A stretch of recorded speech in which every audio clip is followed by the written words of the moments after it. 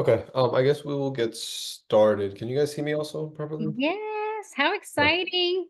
Okay, Yes. everyone, if you guys haven't had the joy of meeting Andrew, he has just been so awesome to work with and on planning this. He's the founder and the CEO of Digital World Connections and the Marketing Institute. So he like marketing is his jam, branding is his thing. He says he builds brands one by one and he really focuses on, personalized marketing, what's going to build traction for real estate. He really focuses on the real estate industry. So title, insurance, mortgage, and realtors. So he's done lots of different, speaking events for all kinds of brokerages. He lives in New York. He's a fresh perspective. So thank you, Andrew, for being here and for teaching us all about building a brand and marketing. Yes. All right. Well, thank you guys for having me. So what I'll do here is I'm gonna cover, it's gonna go for quite a bit. We're gonna go through a lot of different concepts. From a beginner standpoint, I'm gonna go to an intermediate level. If anyone has any questions in between that, just interrupt me. Okay. Once I share my screen, I can barely see anybody, so just interrupt me and I'll get through the each question. At the end of it, and if anyone would like an ebook after, just shoot me a message in the chat with like an email or phone number so I could text you that to you directly. So you guys will have all that info with you. Okay. So I'll share my screen and I'll kind of get right to it. So just give me 1 second here. Okay. So let's get started. So again, about digital marketing, there's a lot of interesting things that are going on right now, as you guys know in the industry with the whole NAR changes and everything, right? So as a marketer, it's definitely interesting to witness different agent reactions and in relative to that, what their brands look like before and after those changes. So we'll kind of cover some of that as well, but we'll get right to it.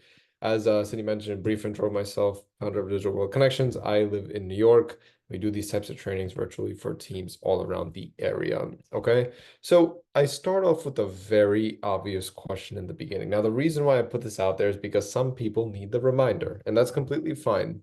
What is the only benefit of doing marketing in the first place, right? And yes, it could be for more revenue right now, absolutely, but you're also planting seeds for future growth, okay? Now, even though that might sound pretty straightforward to most of you, there's a couple of common marketing mindsets that people shouldn't be having if they really want to grow in this space. And let's go through some of them one by one. The first point, it's not 20%. I like to sometimes combine this with the second point. It's not results in 1 month. Now, let's do a very simple analogy, okay? There are two agents right now, Agent X and Agent Y. And Agent X is just on Instagram. Okay. Agent Y is on every possible marketing channel. You can find the guy at the bus stops, you can find the guy in your mailbox, and you can find him all around digital. Who's probably going to win in the long term? It's going to be Agent Y because you could just find the person everywhere. So, with that being said, if you guys have the bandwidth to do more marketing on your own or with somebody else, you should go ahead and do that because if you're out there multiple times in front of the people that you're marketing to, they're going to remember you easy. And that's a simple psychological fact that we all know. Okay. Now, the second point, it's not results in 1 month. Why does every marketer say that, oh, real estate marketing is long term? Why do people say that? I'll give you the two reasons why. Now, these are two things that you and I could not control. However, we can control the effect it has on us depending on how we market ourselves. And those two things are number one, competition. You guys are in a very saturated area. I mean, these industries are very saturated. There's a lot of agents doing the exact same thing. So who would you even work with is what the person would think. Now, from a personal story, I might plan to buy next year, and I know around 3,000 agents where I'm at, and I'm just thinking to myself, like, oh, who am I going to work with when that time comes? And I know for sure it's going to take me a few weeks to kind of sit down and analyze the right agent. So from there in itself, that's also a timeline thing, right? That's also a long-term reason. Now, the second reason is the other simple reminder that this is real estate. This is not like some industry where you could just wake up tomorrow and just buy one or two properties very easily. It's very rare to see someone do that, right? I think sometimes people do forget that simple fact that real estate is a big part of someone's life. And if we sometimes expect people to make choices like that very fast, we have to remind ourselves that this is not an industry like t-shirts or fashion where you could just buy a bunch of clothes tomorrow. Okay.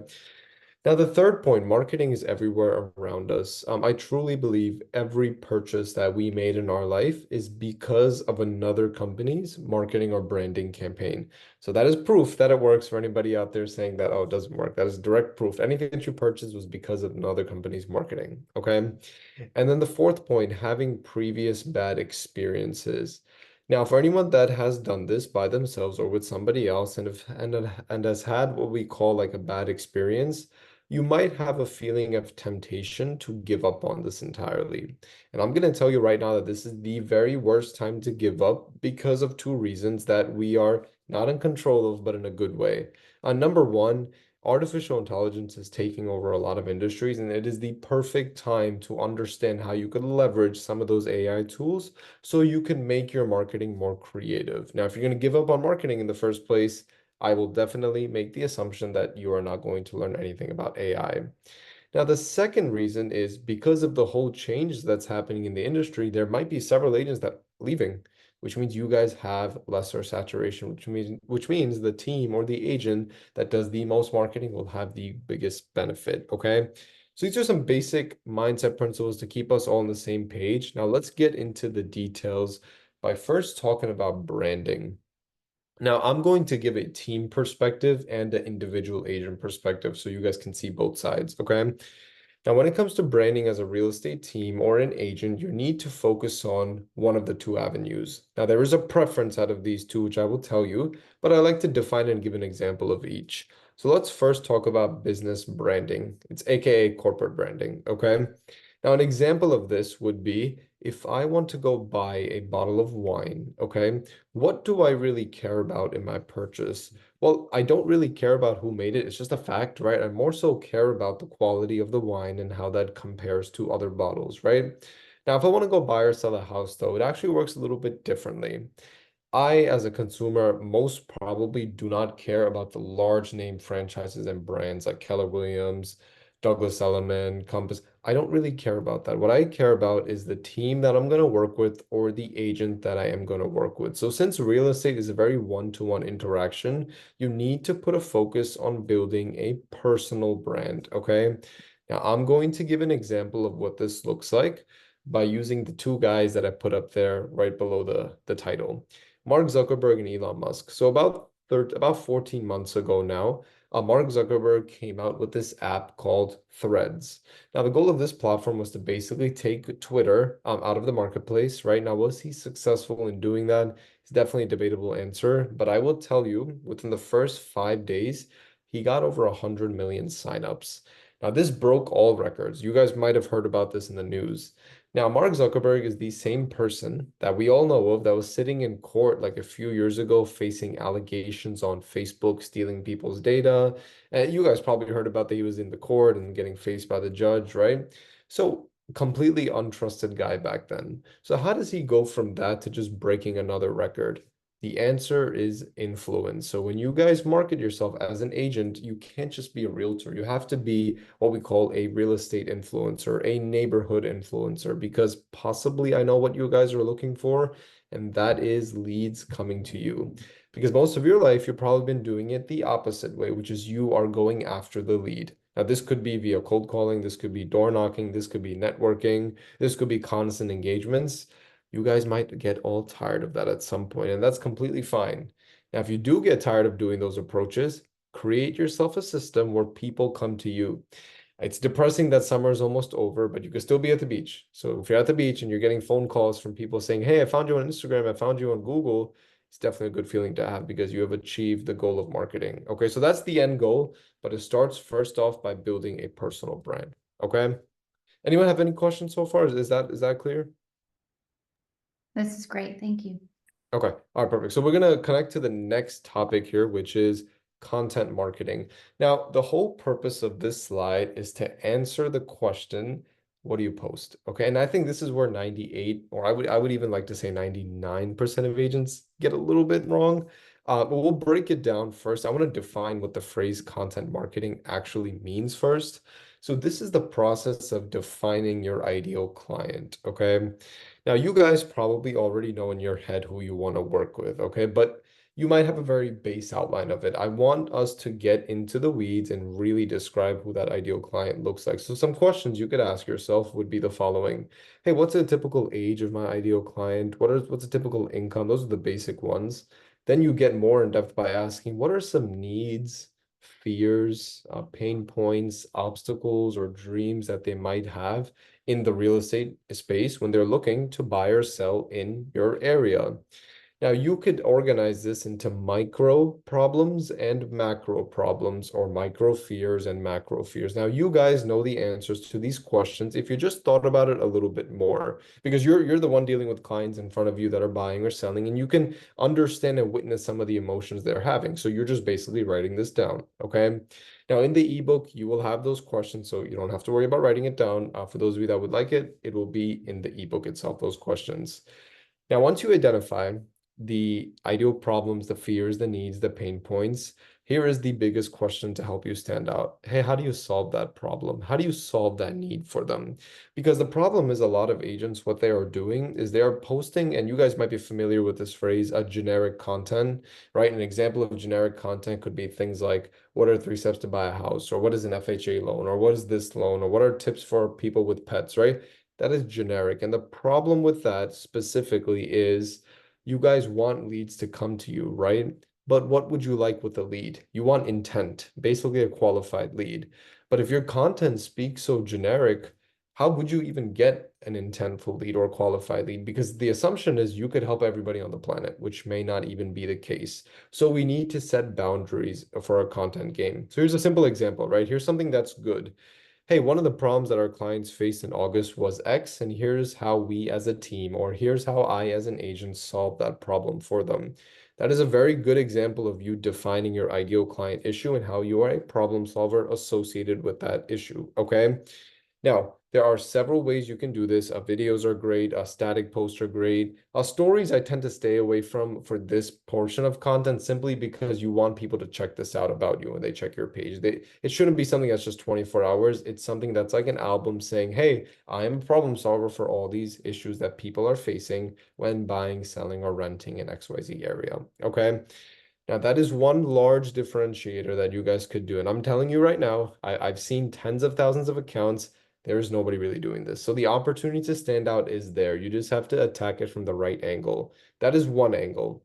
Here's the second correct angle, community content. And I think more and more agents are starting to understand this one. They realize that they have to promote the area because guess what? After all, you're in real estate. I expect every one of you guys to know your area better than anybody walking in the street. So you need to prove that, okay? Now, I can all believe you guys. I know you're real estate agents after all, right? But here's the thing, a stranger doesn't believe you, right? They have to see it.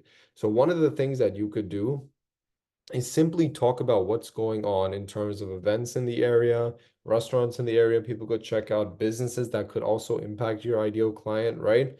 This is your indirect way of saying, hey, I'm a real estate expert. You can call me if you have any questions. Because I see a lot of agents being very salesy in their marketing. Here's an example. Hey, I'm your trusted real estate advisor. Please give me a call if you have any questions, or I'll always be here for you 24/7. The problem with that is, and you guys may know, it looks a little desperate, okay? And nobody likes that. So the opposite way we can counter that is just by showing off our knowledge. Don't ask for anything. Just show off to people what you know. So one of the best ways is community content, okay? So if somebody asks you now, once you do these two, hey, what makes you different? Why should I choose you over another agent? Well, you can now tell them that, hey, on my social media, I define to you exactly what type of problem solver I am. And I also tell you how much I know the area better than another agent. Instead of saying something like, I'm hardworking, because that's what every agent says. Okay. So these are some basic principles of content marketing. All right. If you guys could leverage these two, and if you do it the right way, you could definitely stand out in a very fast amount of time because a lot of people aren't doing this fast enough. Okay. So we're going to connect that concept to the platforms. Now, I'm going to talk about features of each of these platforms, some principles you should know, and some tactics. And, if you have any questions, you guys can interrupt me. All right. Now let's talk about Instagram and Facebook. I want to start backwards, and I want to start with the last point first. Now, I put a plus sign on Instagram, and I put plus on purpose, not and, for one reason. We can connect these two platforms together. But if you guys really want to grow, I'm going to tell you right now, you should not rely on that connection. That is just there to make it easier for you. The behaviors on both of these platforms are different. Instagram is more of what we call an organic platform, while Facebook is what we call more of an inorganic platform. So what is organic? What is inorganic? This answer is simply differentiated by, are you paying the platform any money to promote your posts? Now on Instagram, you guys can probably realize that yes, you could absolutely grow without paying even a dollar. But on Facebook, you tend to see it a little bit different where they kind of convince you to spend money on their platform so they can help you reach more people. You're going to have to do both, but there is a timeline to do the paid strategy, which we'll cover when we talk about ads. All right. Now, that is the biggest difference between these two platforms. Now, starting from the bottom, let's talk about commenting. This is engaging with other people. Now, the question is, who do you comment to? Now, my answer is a little bit funny because the answer is your competitors. You should be commenting to agents that you are competing with in your area. Now, why do I say that? Well, that is because as I'm giving you guys a training here on marketing, there's probably an office maybe 2 miles next to your right side with another group of agents, trying to get their own business. And those agents are trying to build their own audiences online. So if your goal is to stand out in that area, you have to do one thing, which is take attention away from people. So one of the best ways to do that, and today we're only talking ethically. I'm just kidding. It's only ethicals here, only ethics. The one of the best ways to do that is by commenting on their pages. Now you don't have to write essay comments, okay? I like the volume game here. I don't like the depth game. So the volume game is focusing on 15 to 20 accounts and commenting every single time they post rather than commenting on 300 different accounts. I wouldn't do that, okay? I'd focus on 20 active accounts in your area and just drop some basic comments whenever they're posting because the purpose of that is what if one of their followers always notices that you're commenting on these pages and they're like, oh, who is this team or who is this agent? And they click on your profile, they like what they see, and they give you a follow. That is a win on this strategy, okay? So that is engaging with other people. When I mean other people, your competitors, okay? Now, connecting that, similar to competition, we want to analyze what they're doing because you guys probably heard the quote, never compare yourself to others. Now, I honestly have to disagree with that, especially when it comes to marketing, because if you can analyze what your competitors are doing, it is going to tell you what could work for you and possibly what may not work for you. So let's go back to the example of that office near where you guys are right now. If there is an agent out of there that did a video on some new development in the area, and she got around 50,000 views on the video, you guys should all be putting time on your calendar to get that same type of video done in a very short amount of time. Now, I will emphasize the importance of speed when it comes to competitor analysis because we are also doing something called trend analysis. And trends are titled trends for a reason because it's not there forever. So you have to act fast, right? It's basically like think about it like this. When it's winter time, you sit outside, you put a fire out, and after about 4 hours, the fire starts weakening, right? Or after every hour. Trends act the same way. So if you're the type of person that sees a trend that you could do by yourself and you're like, okay, I need to think about it. We all know what's going to happen, right? It's never going to happen. So then there's no point of doing that trend, right? So if you can analyze something that could work for you that you could do, I would try to get that video done or that post done the same day or even the day after. All right. We'll talk about time management, how you can actually do things like that. But I need you guys to remember that if you see something that is working for another agent, you should just simply copy it. Okay. And I do say it in that way. You can put your own spin to it. That's fine. But we're doing entirely trend analysis when it comes to looking at our competitors. Okay. Now, ads and targeting. Now, ads and targeting, it's basically Facebook ads, Instagram ads. Now, there's really three types of ads to talk about. Number one is the recruiting ad. Number two is the property ad. And number three is the lead form ad. Now, I'm going to talk about the property and the lead form one today. Now, the property ad is you simply marketing a listing that you may have or a property, right? Now, I see agents do this when they're having trouble gaining attention with the current network they have. So it is the time to run when you're having low level of traffic or low amount of inquiries asking about this property.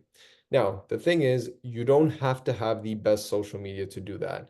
Now, what I'm not telling you guys to do is stick with what you have. Keep building the social, okay? But you don't have to have the best if you're even looking to run this ad a week after creating your Instagram account. That's fine because you are marketing something that's physically tangible. You pay X price to get it. If they like the house, they like the house, right?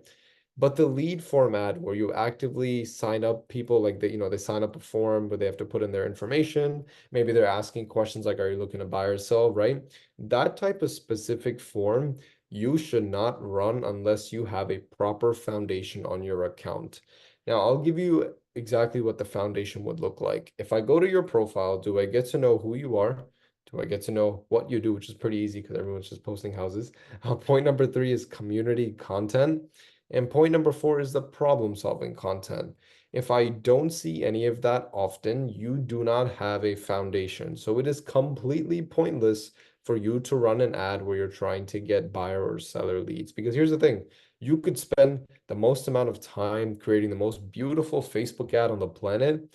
But if somebody clicks on your profile after they see that ad and there's nothing for them to really check out about you, they don't care. They, as in your consumers, do not care. You know why? Because there are so many agents to go after, even if they don't like you. So the pressure in a good way is on you guys. You guys have to make sure that you are strong on these other platforms because people will check you in other places. All right. So if you're not having a foundation, you're basically losing a lead that you shouldn't have lost because your marketing wasn't that good. Okay. It sounds a little uncertain. It sounds a little scary, but guess what? We can limit those chances by taking action. Okay. Now, the point above the organic I just covered. So we'll go to Facebook groups. Now, I'm going to show you guys some groups that are in my area. There are hundreds of thousands of groups, so don't worry about not finding a group in your area. I just want you guys to make this reference very easily. Facebook groups are very close to what we call networking events. Okay, so if you guys goes to events in your area, it's basically the same thing. All right. Now, these groups, people tend to get really excited by thinking like, oh wow, 80,000 people in this group, or 100,000 people, or 50 that I should be joining. I would tell you slow down there for a second. There is a particular strategy I want you guys to follow when you're joining these groups. I believe the average person can handle around 6 total groups. Now, within those 6 groups, you want to pick 4 of them, preferably below 2,000 people. So 300 people groups, 400 people groups, even 150 is okay. Now, you may not think that 100 people or 200 is not a lot, but I will tell you right now that is entirely a perspective. Because where each of you guys are at right now listening to me, if there were 100 people or 200 people right behind you, I'm going to hear the complaint that there's a lot of people where I am, right? So with that being said, that's entirely a perspective. You have a higher chance of being seen on these smaller groups also.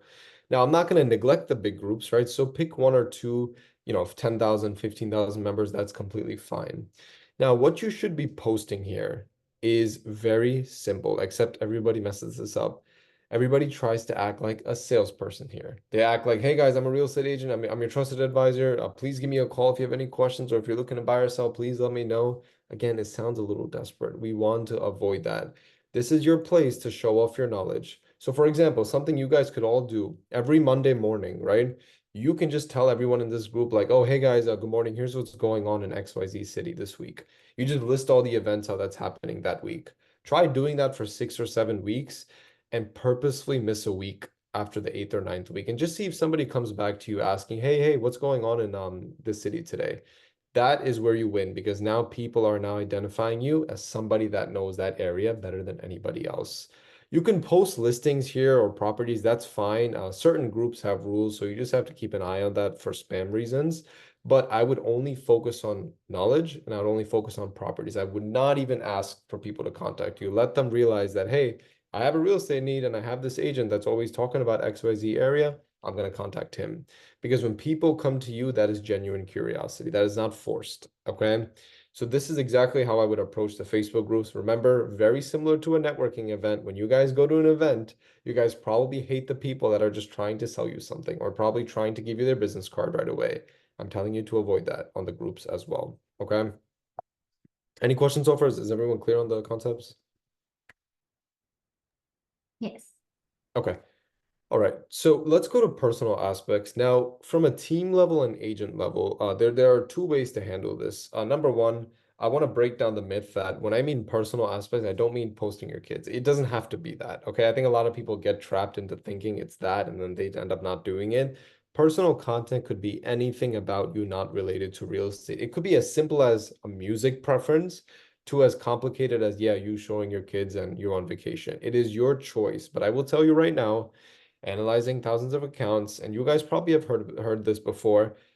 People always tend to engage more with that type of content than the real estate content. And here's the hard, sad news to hear. I have to say it in every training. Nobody cares about the real estate part. They care about you and you as an individual. And that is good data for us because if people like that, we have to incorporate that mixed with real estate content. Now, from a team level, something you guys could very easily do. Right now on this meeting, there's around 43 people, right? So I'm assuming the 43 people are on the team. So let's just say 30. Okay. I like to be a little conservative when I talk about this. Out of those 30 individuals, when you guys have a monthly team meeting, one thing you could simply ask everyone is, hey, could you contribute one thing about yourself this month? I guarantee you, if you go into each of your camera rolls, you could probably find 20, but we're just asking for one. So if 30 agents are contributing just one thing about themselves, guess what? You now have 30 personal content posts lined up, all right? There are not a lot of teams talking about the agents consistently, and that to me is a problem, okay? The agents need to be promoted, but also if I'm looking to work with a team, I got to know who the hell's on the team. And a lot of teams are just doing the introductory bio and that's it. So I would avoid that. I would focus on actively talking about the agents. So every month, just asking, hey, could you contribute just one thing about yourself so we could promote you on the team page? Will go a very long way. Okay. Now, I will also tell you one thing. When it comes to individual agents, I would do the same strategy, the way I would just mention it. I would also just try to focus on building an inventory. Okay, so if you guys have the 20 photos lined up already, build a folder out of it so you don't have to go back to it every 4 or 5 months. All right. I'm trying to put you guys 2 or 3 weeks ahead all the time so you don't have to spend time on this weekly. Okay.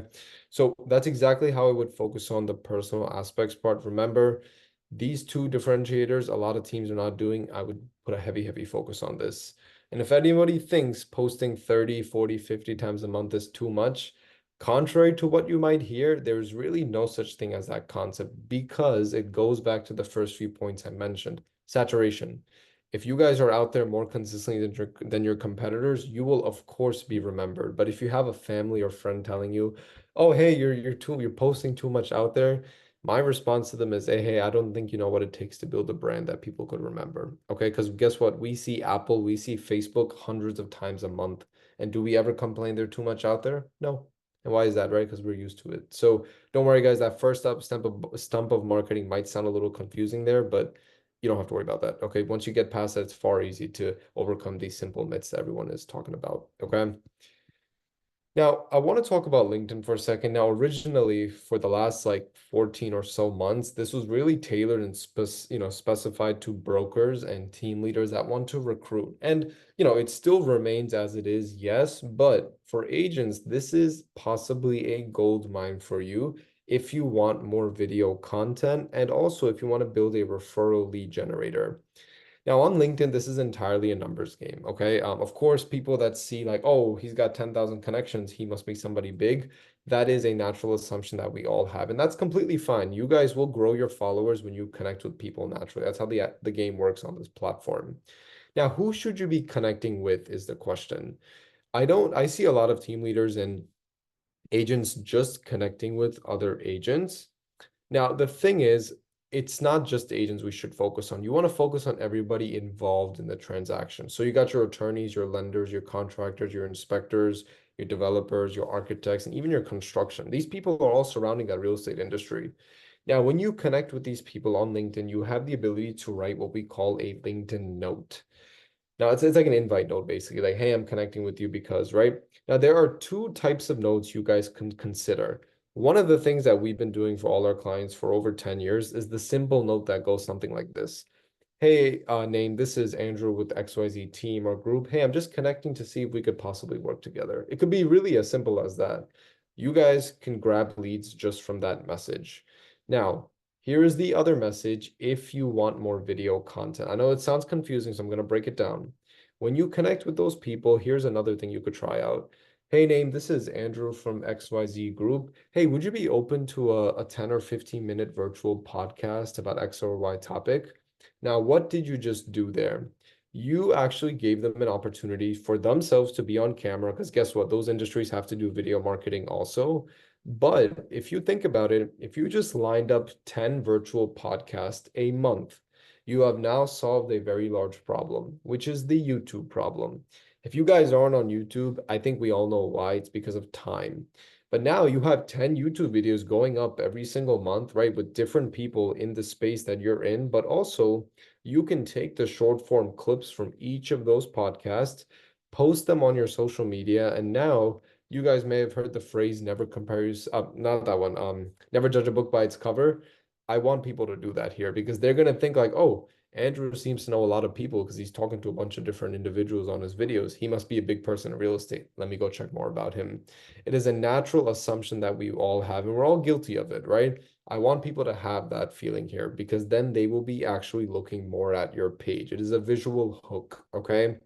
Now, from a team level, if there are 43 agents here and if there's possibly even more, this is even better because now you could assign a podcast to 15 or 20 agents and you guys now got 20 videos going up every single month, right? So another level of content that a lot of teams or agents aren't doing is a simple podcast approach because for some reason, when you have the microphone on your face, everybody wants to listen to you. So we're just following the trend. Okay.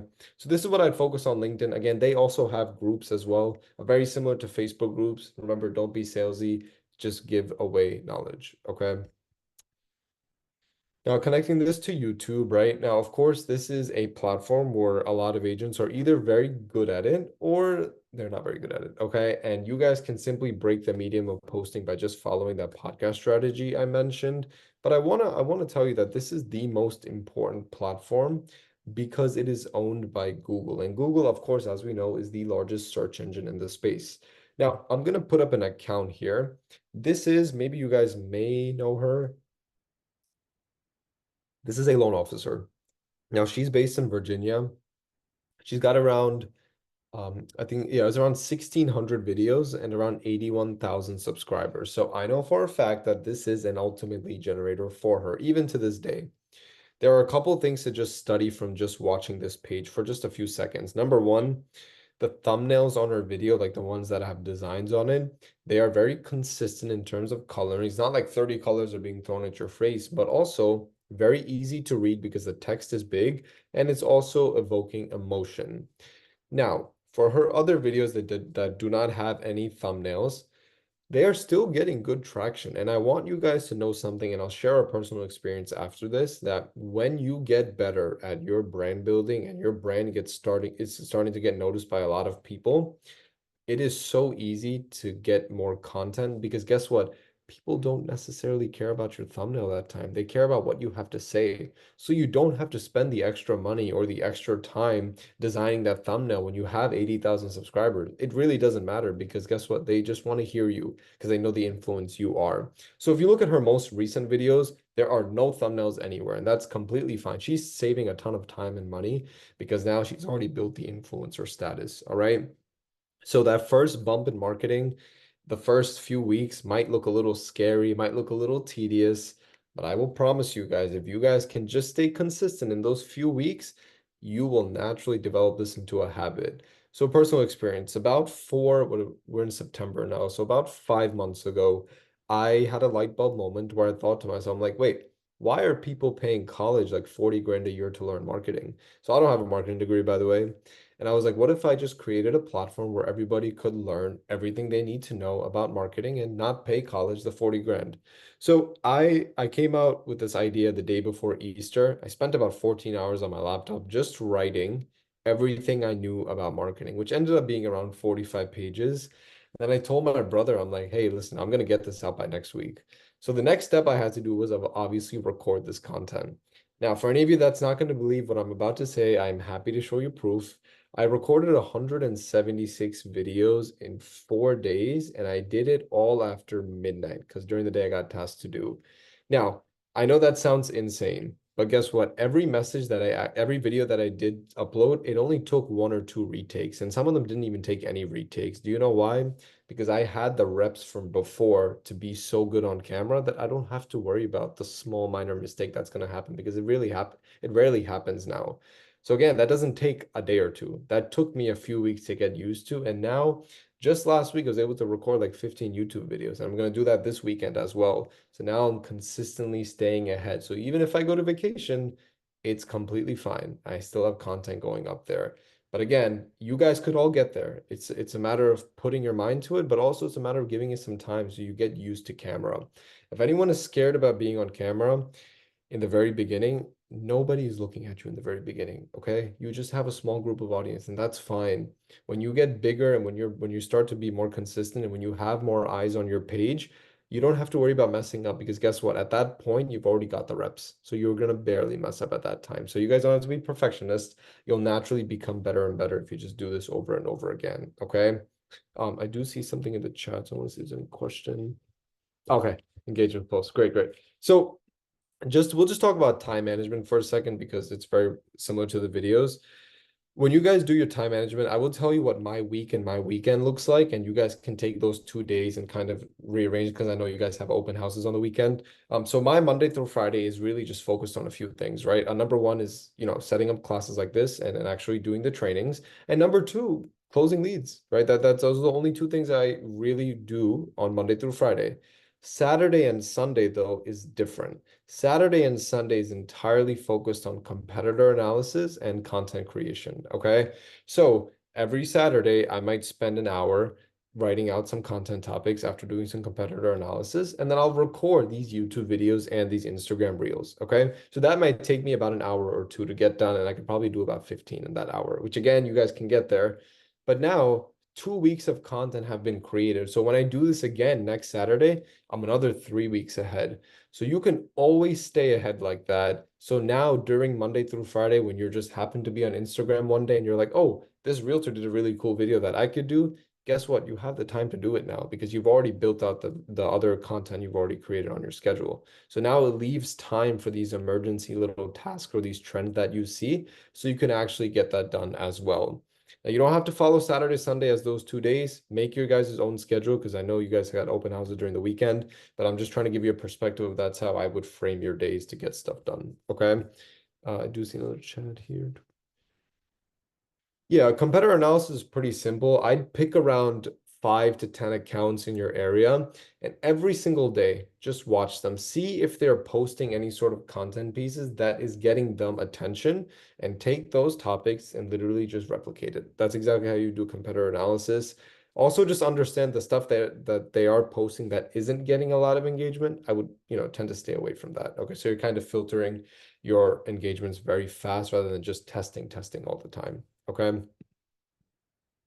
Now, this platform, Twitter, which I refuse to call X, by the way, because they could have done way better with the name. Um, this platform I do like to put in the back burner currently, only because Elon is always making changes with this. I mean, he's incorporating a lot of new concepts here, and I think it's great.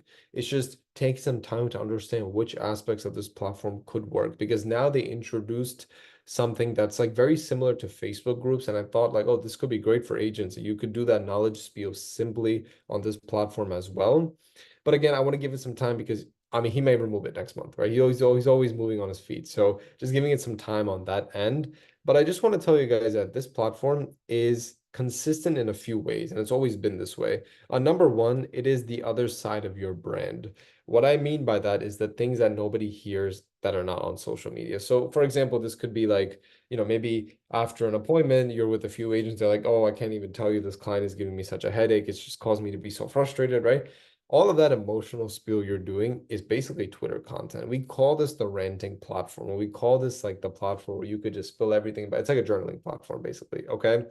Um, Obviously, don't name the client. You could talk about certain qualities of the clients that you're facing with. If you look at my Twitter page, it's pretty much just calling out a bunch of tech people that don't know what they're talking about. Okay. But you won't see that on my Instagram, though, right? So the behavior on this platform is a lot more relaxed. And I think you can get a lot more engagement by testing out some of these ideas. Because if the engagements you get on this platform are very high, you should possibly consider making reels out of those as well, because people are really testing, they're really engaging with that content. And also, this platform doesn't per se have a limit. You guys can post 10 times a day here, and it's not even a problem. Okay, so you could do a lot of testing up front. All right, that is the one consistency with that. I will send a video to those that would like it. In one of my other trainings, I do talk about this a little bit more, but that is a consistency I have seen that is not changed at all yet. We'll see what happens in the future, but for now, that is something you guys just need to keep in your mind. Okay. Now TikTok. The number one question, which I guess is now kind of fading away, is younger generation. And also, is it going to get banned?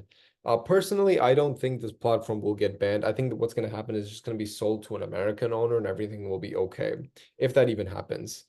Now, for my big branded agents, if it does get banned, guess what? You don't have to worry about anything because people already know you, right? That's the benefit of good marketing. No matter what happens, people will always remember you. For my agents that are building their brands, hey, if that happens, you're just gonna simply make a video before they'll be like, hey guys, with the current situation of TikTok, you can go follow me on Instagram if you'd like, so you can keep watching my content. A simple video like that could go a long way if it does end up being banned, because you guys may know that this platform is super organic. Like you can gain a ton more views here way faster than you could on Instagram in certain cases. So why lose all the viewers if it does get banned? You know, put them in another avenue. Now, I put younger generation in quotes. Now, I'm not saying anyone here is old, okay? Younger generation, primarily 18 to 25.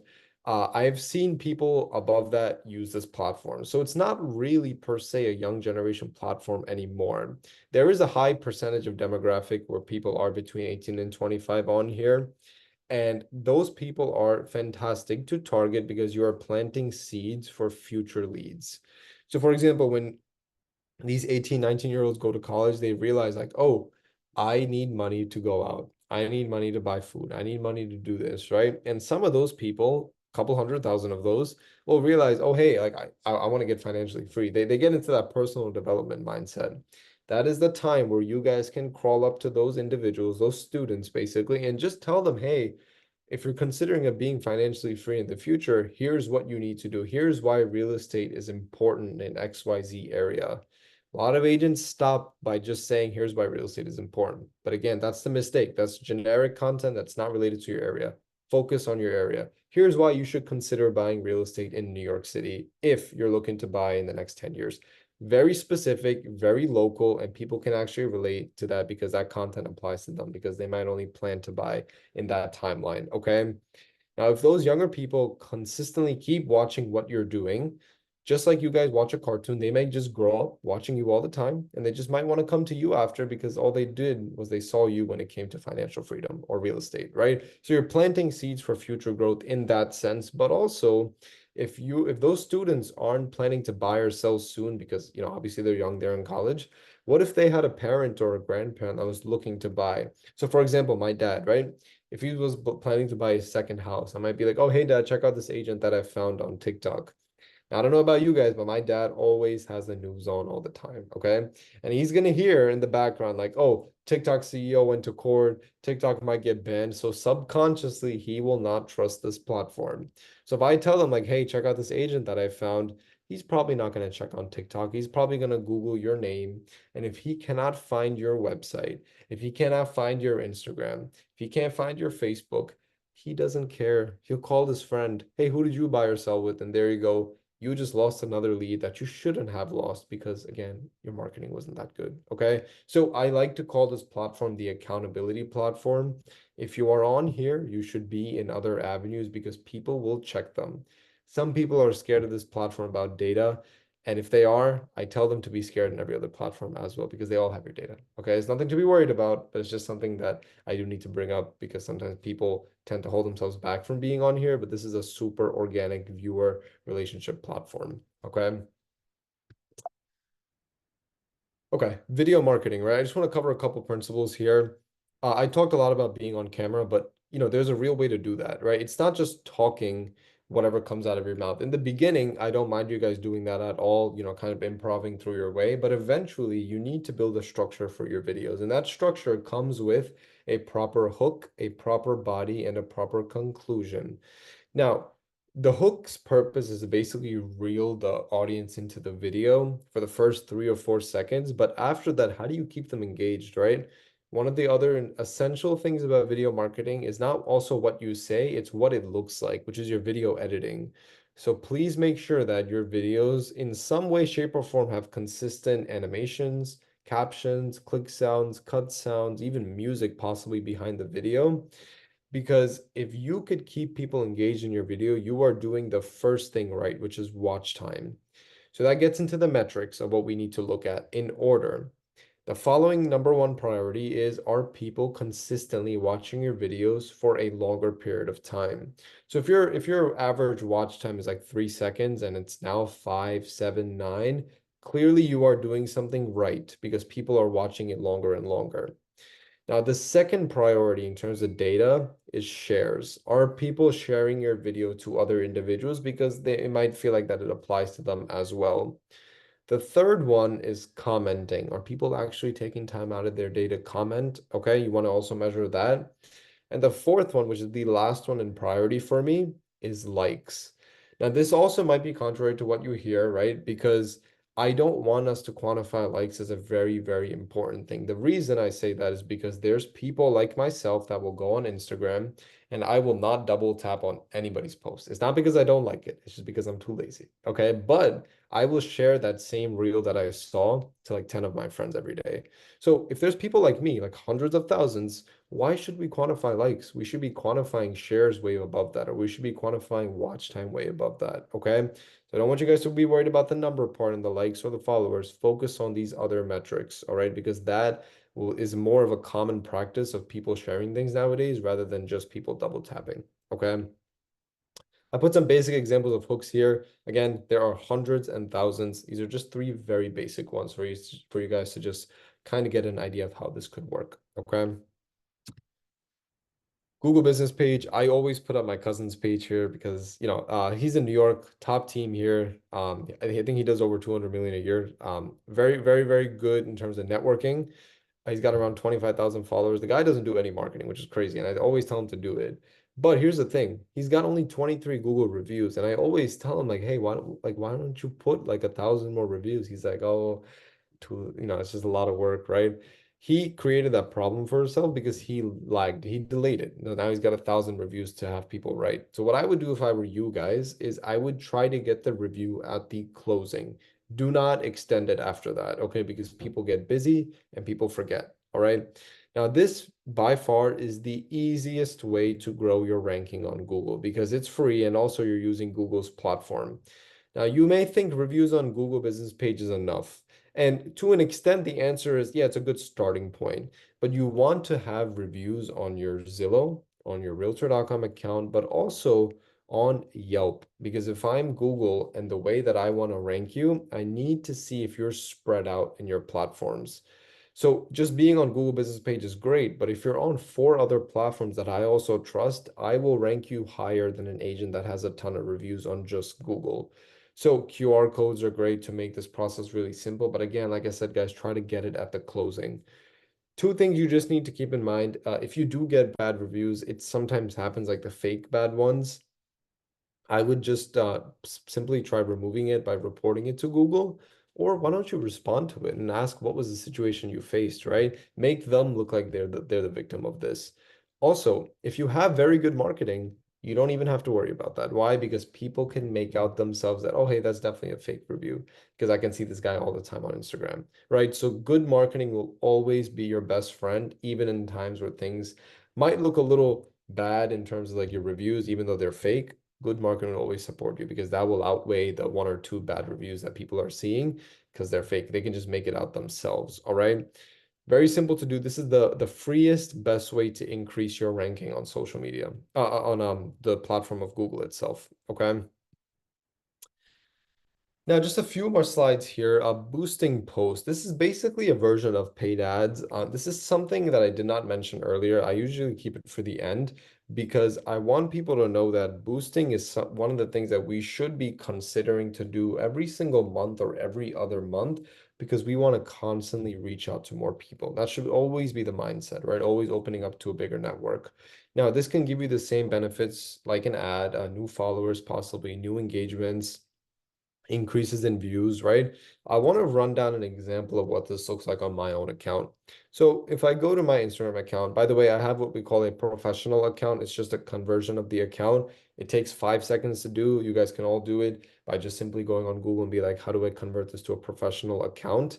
The professional account will allow you to see data of how many posts, of how many people did it reach, how many likes, how many followers versus non-followers if you click on view insights, okay?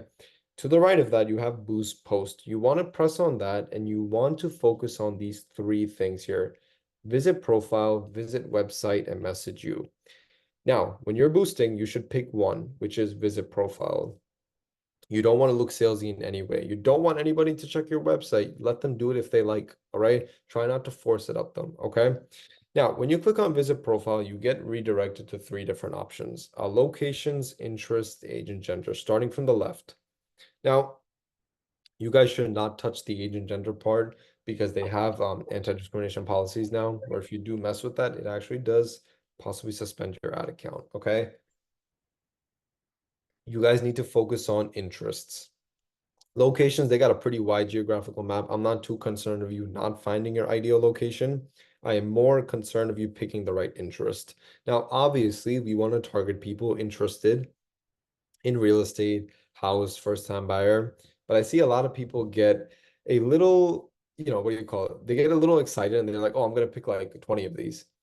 That's not what you should be doing. You should pick maybe 1 to 3 of these and analyze the results of your boost. And to analyze to see if it works could be the following. Are you getting quality followers? Are you getting possibly DMs? Are you even possibly getting a lot higher account reach? Because if you're not getting any of those three, that type of filter in terms of what your interests are may not work. So you got to try something else. All right. Please remember when it comes to paid strategies, you need to test and test. The largest companies right now, like Apple and Google and even Coca-Cola, these guys are testing 50 different ads a week. No wonder they're so successful because they have data, right? So I know we probably can't test 50, and of course you guys don't have to test 50, but testing multiple ad sets in the beginning will allow you to understand that, hey, ad set number 1 and 2 work better than 3, 4, 5, 6, 7. I'm going to focus on 1 or 2 now. Okay. So you can only do this on Instagram and Facebook. And again, like I said, every month or every other month is a pretty reasonable frequency to do this. Okay. Now, a quick question here. Does any of you guys use a CRM? If you guys want to tell me some of the companies you use, I just put random ones here, but do any of you use a CRM? Yeah, so everyone on this Zoom gets KV Core with the Okay. company. All right. Now, within the KB Core, are you guys doing any like automated social media postings within that? I'm not sure. Everybody uses it differently. There is like a Okay. CRM that's automated, and I know you can do landing pages and squeeze pages, but I'm not sure who all Mhm. uses it. Okay. So I will tell you right now that the automated social media posting is not something you guys should be doing. So I just saw Amy's comment, not a bit. Yeah, I would try to just make that 0. The reason I say that is because Instagram and Facebook are companies, they're businesses and they make money, right? And the way they make their money is if you spend money on their platform to promote your post, or they make money off the people that spend time the longest on their platform. So when you're relying on third-party automation or even things like scheduling, the problem is the algorithm still identifies you as somebody that is not on the platform as long as they should be. So they have no interest to promote you. And I do agree with that theory, right? Because after all, if I owned Instagram, of course, my goal is to increase my revenue, right? So why would I promote somebody that's barely on the platform, right? So they do have a valid point there. So with that being said, everything about a CRM is absolutely fantastic. It's just this one portion that some of them have where it's like an automated social media posting, or they have like this content library. See, the content library problem is it's all generic content. Remember, we want to stay away from that. And then the automated problem is the algorithm doesn't identify you as somebody that is actively in the platform, because they could do the posting for you, but are they doing the commenting, the competitor analysis? Are they actively engaging with other people? No. So that you're actually reducing time then, which actually affects the entire growth. So if I were you guys, I would just stay away from the automated post, spend the extra 10 or 15 minutes a day doing the posting.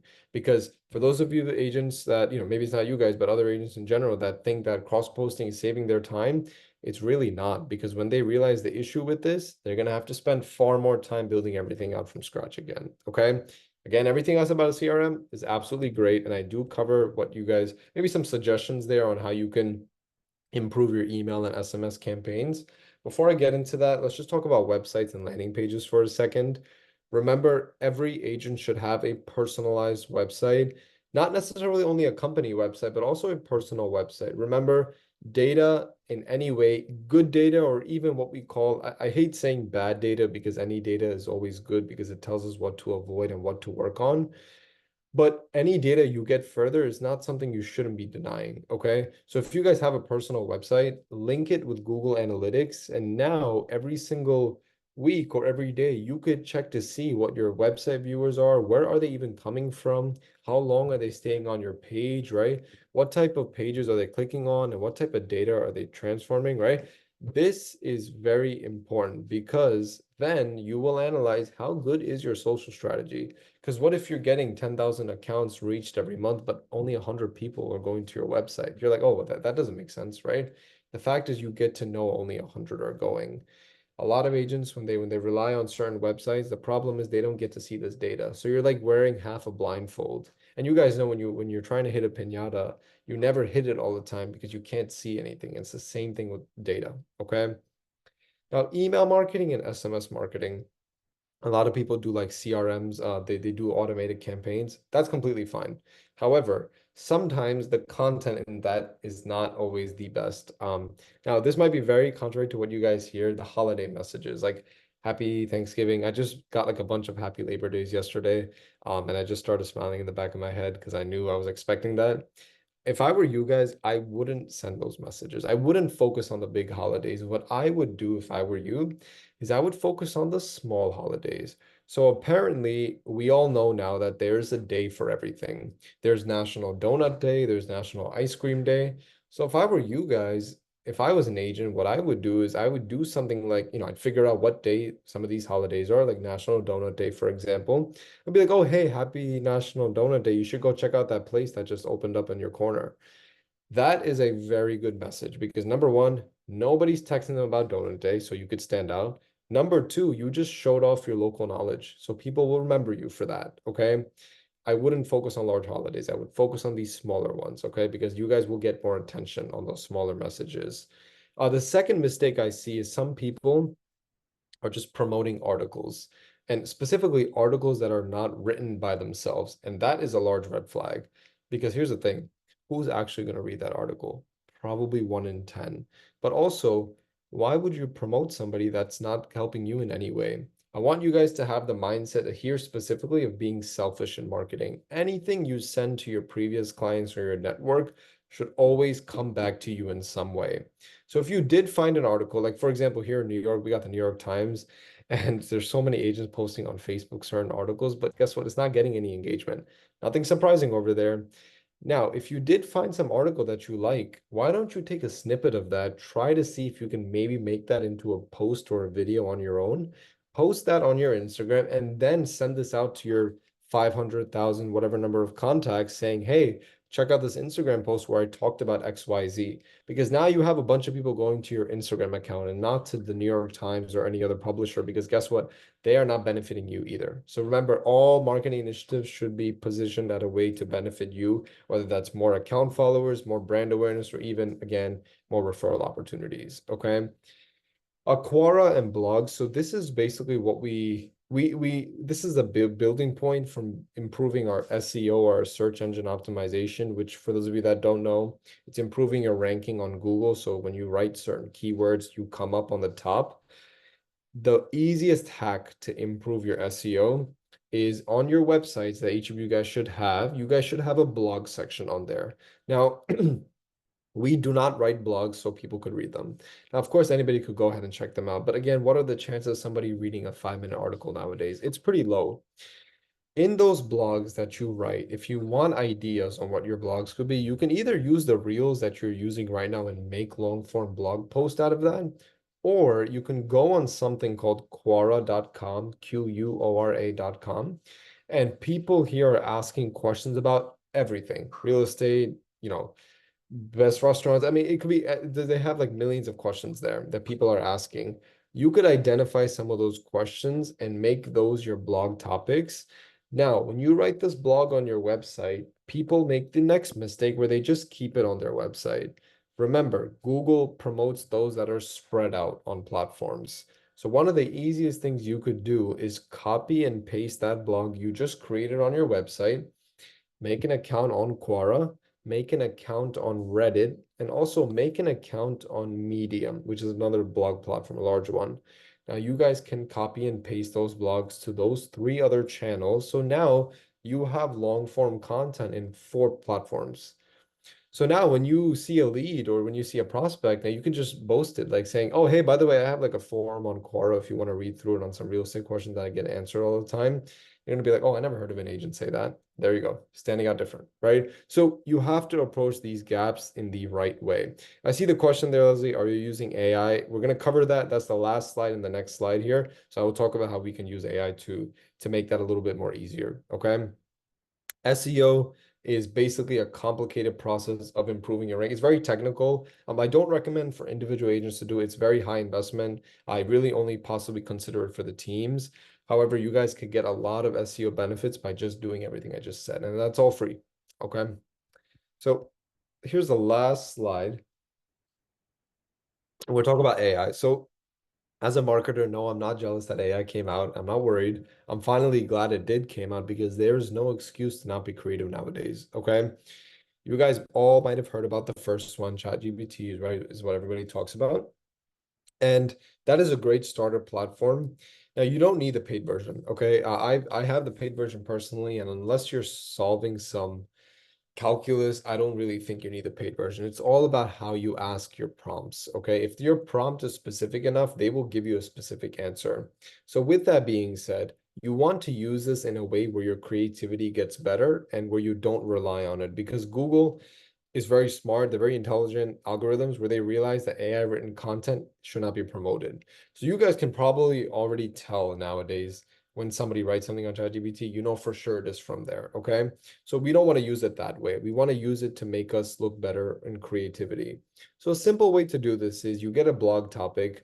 Hey, could you suggest me a better way to write this so people actually tune into this, right? Or hey, what's a good framework of creativity for this blog topic so my blog actually looks good? They will give you intelligent suggestions. And based on those suggestions, you can leverage that to your own blog that you're writing out by hand or typing it out. And that is a better blog than just thinking about what to write. Okay. So that's how I would use AI, leveraging the intelligence and creativity it has already. Okay. Video.ai is long form content into short clips. This platform is new, it's in testing. They do make a few mistakes here and there, but overall, it does save you quite a bit of time on the editing aspect.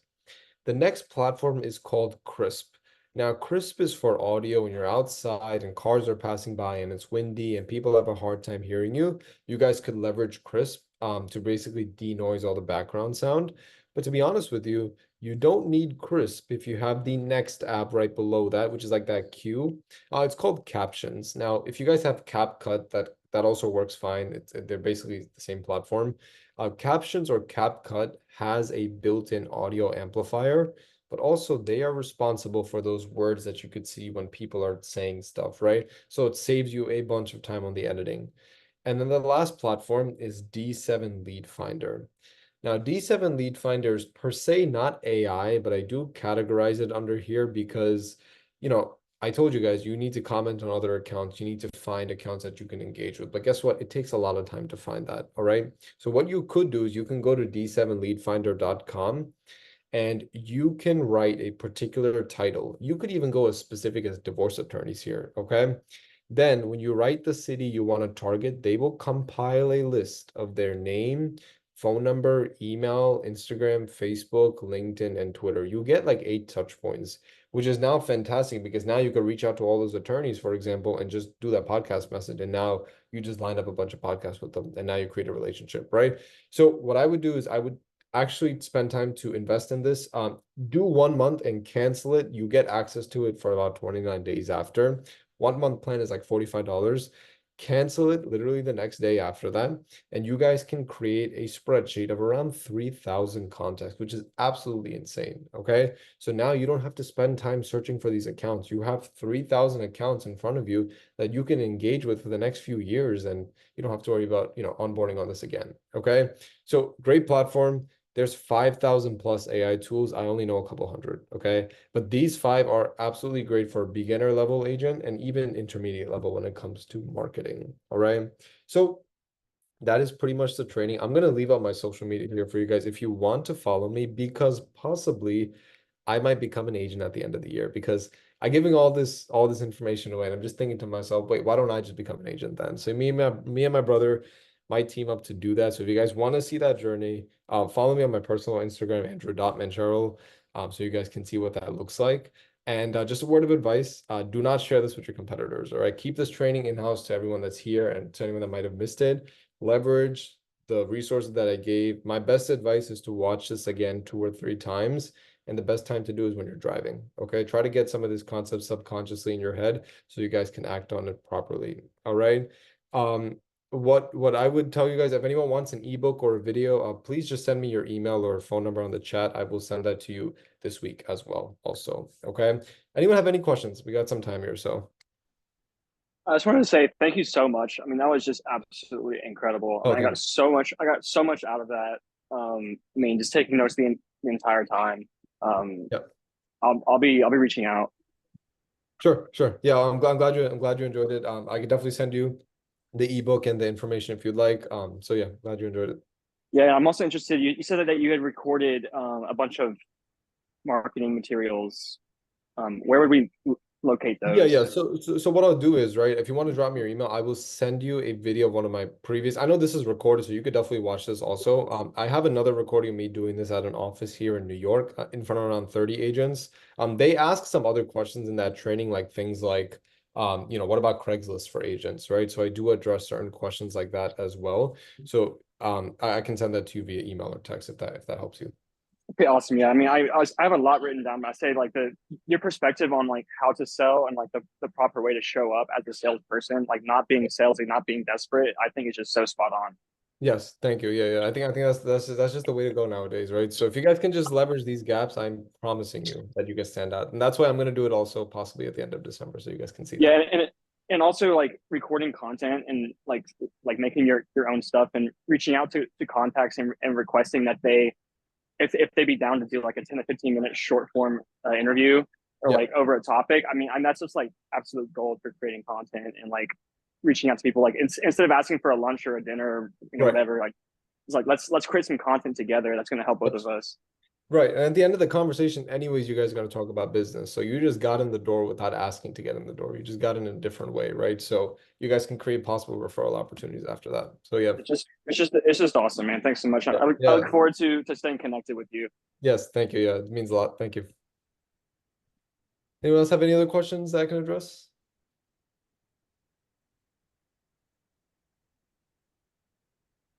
I have a question. What platform do you recommend to get, scripts for teleprompters, for, an event we need to do like a live videos or, just reporting content overall? So, the teleprompter, that's a good question. BigVoo is good. BigVoo is a very popular one that everyone might have heard of. I could put that in the chat here so you guys can see that. BigVoo is popular.